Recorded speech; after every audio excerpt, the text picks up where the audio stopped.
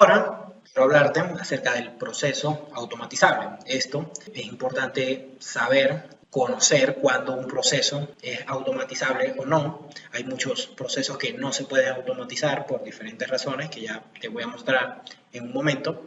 Pero antes de robotizar un proceso debes entender cómo es en realidad. Esto es fundamental que lo sepas. Si un proceso cumple con estas características que te voy a mostrar, pues se considera que es un proceso automatizable, es un proceso apto y disponible para el RPA. Lo primero que debes entender es que un proceso automatizable debe ser manual y repetitivo. Esto es un proceso que también tenga un alto volumen de información, que sea, digámoslo así, realizado de forma muy concurrente, muy seguida. Esto realmente es una de las características fundamentales de un proceso automatizable. Obviamente hay otras características, pero esto realmente, el ver esto, te va a dar te va a encender, por decirlo así, la chispa de saber que ese proceso se puede automatizar. Otra cosa que también debes tener en cuenta son esos procesos que son realizados por alguien solamente, no se puede hacer, no lo puede hacer otra persona, o también casos o escenarios en donde hay un alto número de personas que realizan esa tarea de forma manual. Esto, en lo personal, lo he visto y existe y a día de hoy sigue existiendo. Sin embargo, estas cosas son escenarios o ideas que te pueden servir para saber cuándo un proceso es automatizable. Entonces, creo que bueno, te haya quedado bastante claro.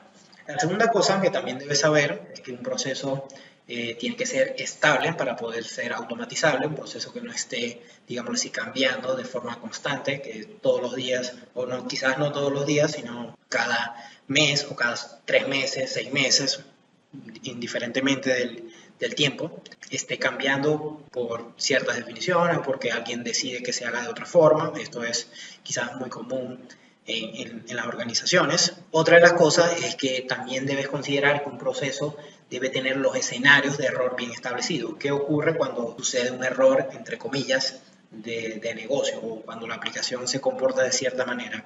Hay escenarios en donde nadie sabe qué hacer, literal, nadie sabe.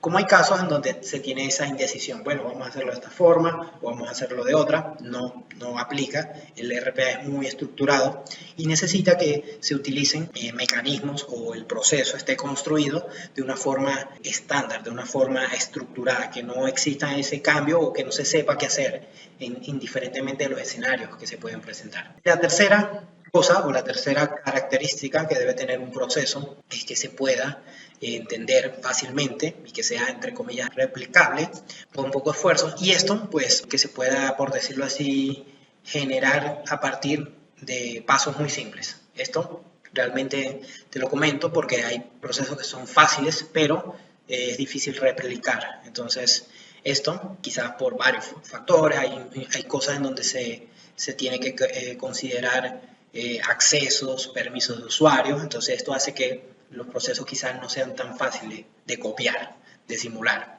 Entonces, esto también tiene que ser muy sencillo, muy fácil para el usuario, y para nosotros, obviamente, porque somos las personas que estamos identificando que ese proceso tiene que cumplir con estas cosas.